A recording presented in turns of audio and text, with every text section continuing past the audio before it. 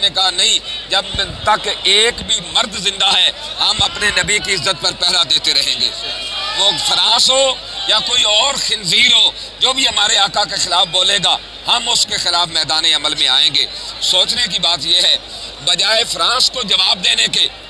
27 شہادتیں پہلے ہوئی، 12 شہادتیں اب ہوئی، اب اپنے لوگوں کو گولیاں ماری جا رہی ہیں، اور ہمارے 40 سے زیادہ لوگ ایسے ہیں، کسی کی ٹانگ کٹ چکی ہے، کسی کی انتڑیاں باہر آ چکی ہیں، کسی کی آنکھ ضائع ہو چکی ہے، کسی کا بازو ضائع ہو چکا ہے، اور تقریباً 150 کے قریب ہمارے زخمی ہیں۔ اس کے علاوہ جو عام زخمی ہیں اور جو معذور ہو چکے ہیں کسی نہ کسی اپنے عضو سے، وہ تقریباً 40 کے قریب ہے۔ تو اتنا ظلم ڈھایا گیا، اس کے باوجود بھی ہم ان پر اعتماد کر کے یہاں پر بیٹھ گئے۔ لیکن اگر صبح تک معاملات حل نہ ہوئے تو پھر یہاں سے لے کر آگے گجرانوالے تک کے بہت سارے چودھری اور سردار ہمارے پاس آئے وفود کی صورت میں،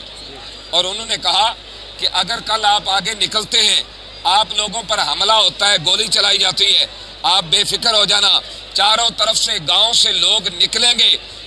اتنے سر نظر آئیں گے کہ دنیا کو ساری سر نظر آئیں گے، اور کہنے لگے کہ وہ ہر سر اپنے نبی کی عزت پہ قربان ہونے کے لیے باہر آئے گا۔ اچھا، میں صرف ایک یہ بات پوچھنا چاہتا ہوں کہ TLP کا جو رحمت للعالمین مرکز سے جو چلا تھا قافلہ، یہاں تک پہنچنے تک اس کے جو حکومت کے ساتھ جو معاملات تھے وہ یہ تھے کہ آپ کی جو ڈیمانڈز تھیں وہ، لیکن اسلام آباد جا کے سننے میں آ رہا ہے کہ آپ نے کہا کہ ہماری ڈیمانڈز بھی اور ہوں گی، اس پر تھوڑا سا گائیڈ کریے گا۔ جی بالکل، میں نے یہ کہا ہے، میں نے کہا کہ جب یہ مارچ یہاں سے آگے چلے گا اور اس پر اگر گولی چلائی گئی، ہماری شہادتیں اور ہوئیں، تو پھر معاہدہ یہی نہیں ہوگا، پھر انشاءاللہ العزیز اس حکومت کو بھی گھر جانا پڑے گا، کیونکہ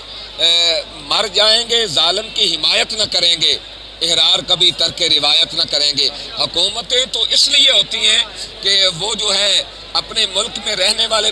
باشندوں کو تحفظ دیں، ان کے لیے آسانیاں پیدا کریں۔ اگر وہ ان پر گولیاں چلائیں تو پھر وہ حکومت رہنے کے قابل نہیں ہے۔